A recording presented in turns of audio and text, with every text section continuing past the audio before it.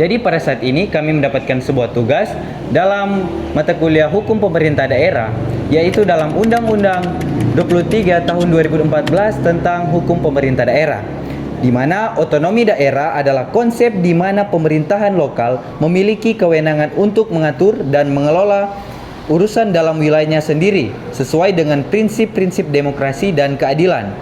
Dan otonomi daerah memiliki 3 asas yang akan kami bahas. Yang pertama, asas desentralisasi, yang kedua, asas dekonsentrasi, dan yang terakhir adalah asas tugas pembantuan. Yang pertama yaitu asas desentralisasi. Asas desentralisasi adalah penyerahan urusan pemerintahan oleh pemerintahan pusat kepada daerah otonom berdasarkan asas otonom pasal 1 angka 8 UU 23 tahun 2014 tentang Hukum Pemerintah Daerah. Dan kami mengangkat dari menurut Jasim Hamidi, dalam optik hukum peraturan daerah bermasalah secara garis besar, asas desentralisasi adalah pelimpahan kekuasaan dan kewenangan dari pusat kepada daerah, di mana kewenangan yang bersifat otonom diberi kewenangan untuk dapat melaksanakan pemerintahannya sendiri tanpa intervensi dari pusat.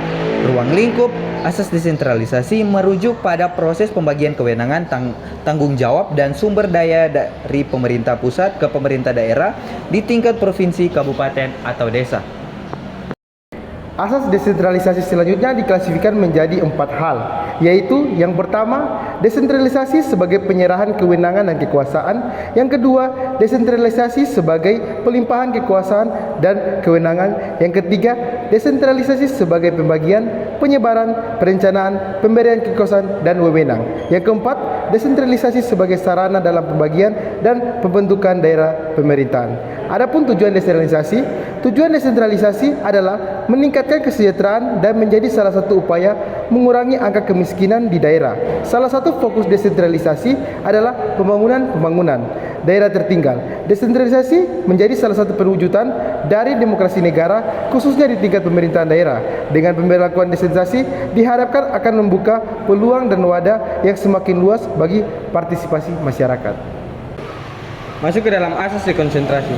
Asas dekonsentrasi adalah pelimpahan sebagian urusan pemerintahan yang menjadi kewenangan pemerintah pusat kepada gubernur sebagai wakil pemerintah pusat kepada instansi vertikal di wilayah tertentu, dan kepada gubernur dan bupati atau wali kota sebagai penanggung jawab urusan pemerintah umum, atau pasal 1 angka 9 Undang-Undang 23 garing 2014 junto Undang-Undang 1 garing 2022 titik triwulan dalam pengantar hukum tata usaha negara Indonesia menerangkan bahwa asas dekonsentrasi adalah pendelegasian wewenang pusat kepada daerah yang sifatnya menjalankan peraturan dan keputusan pusat lainnya yang tidak berbentuk peraturan, yang tidak dapat terpraksara menciptakan peraturan dan membuat keputusan bentuk lainnya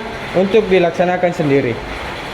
Ruang lingkup dekonsentrasi dan tugas pembantuan meliputi aspek penyelenggaraan, pengelolaan dana, pembinaan, pengawasan, pemeriksaan, serta saksi.